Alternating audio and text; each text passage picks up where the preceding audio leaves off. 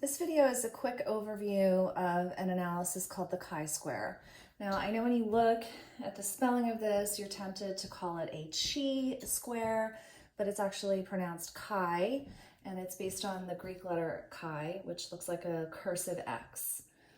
So there's two different chi-squares that we're going to do. The one is called the chi-square goodness of fit test, and the other one is called the chi-square test of independence.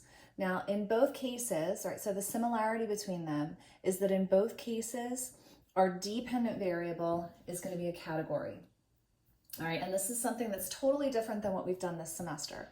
So if we think back to the analysis that we've done so far, in all of our ANOVAs, our dependent variable was a number. So we were looking at things like digit span, happiness on a scale of 0 to 10, IQ. We were always looking at something where our dependent variable was a number. So in the case of the chi-square, this is going to be a little different. So our dependent variable is going to be a category.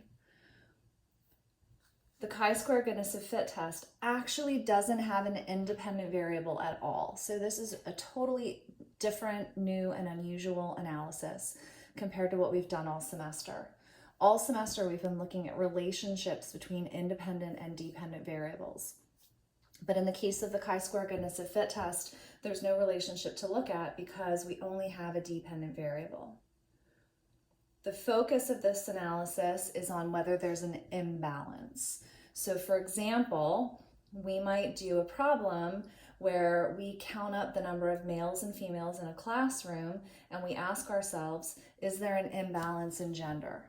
Are there more males than females? Are there more females than males? And so on.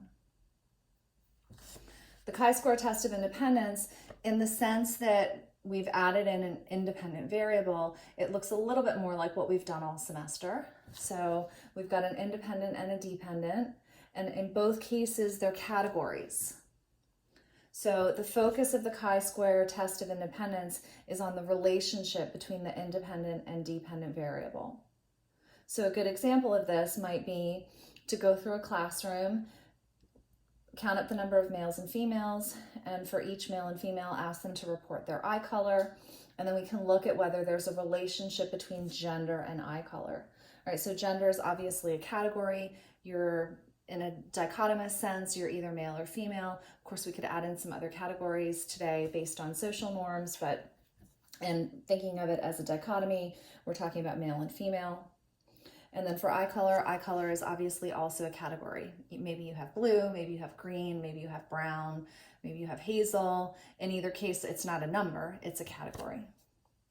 All right, so again, dependent variable in both cases is a category. In the case of the chi-square goodness of fit test, we don't have an independent variable. And in the case of the chi-square test of independence, we do have an independent variable and it's a category. So the only other thing I want to say here is that in terms of the properties of the chi-square, the numerical properties of it, it looks more like our F ratios. So the chi-square, the lowest value of chi-square you're going to calculate is 0, and technically the highest value you could calculate is infinity. All right, so again, this is going to look more like our F ratio, not like our correlation, in which case we could have gotten negative numbers.